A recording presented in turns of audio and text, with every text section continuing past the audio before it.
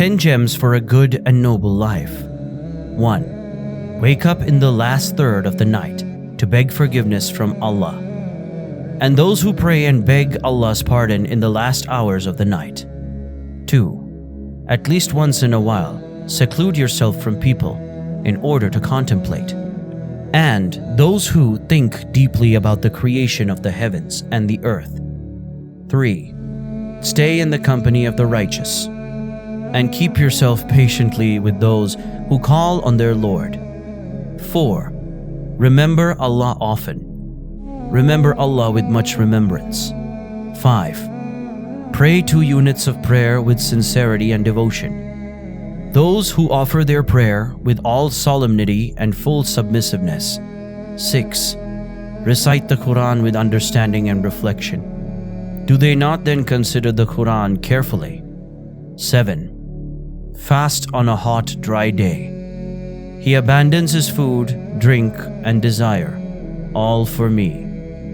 8. Give charity secretly, until the left hand doesn't know what the right hand has spent. 9. Provide relief and aid to the afflicted Muslim. Whoever gives relief to a Muslim from one of the vicissitudes of his life, Allah will relieve him from the calamity, that is from the calamities of the Day of Judgment. 10. Be as abstemious and abstinent as possible in this fleeting world. The hereafter is better and more lasting. Among the delusions of Prophet Noah's son was his saying, I will betake myself to a mountain. It will save me from the water. Had he betaken himself to Allah, his outcome would have been very different. The cause of misery for An-Namrud, Nebuchadnezzar, was his saying, I bring about life and I cause death.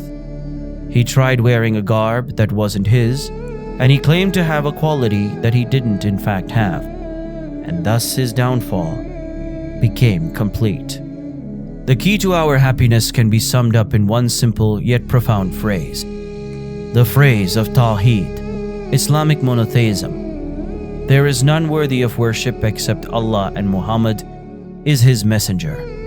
When one pronounces this phrase on earth, it will be said to him in the heavens, You have spoken the truth. And he, Muhammad, who has brought the truth, this Quran and Islamic monotheism, and those who believed therein. And when one lives his life in harmony with this phrase on a practical level, he will be saved from destruction, shame, and the hellfire. And Allah will deliver those who are mutaqun, pious, to their places of success, paradise. When one not only applies the phrase of Tawheed, but also calls others to it, his name will be remembered and he will be made victorious.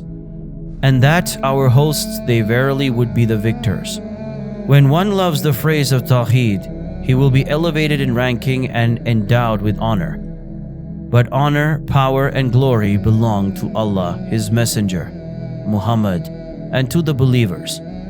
Bilal, may Allah be pleased with him, called out with the phrase of Tawheed, and his situation underwent a dramatic inward change that ran parallel to his outward change of being freed from slavery.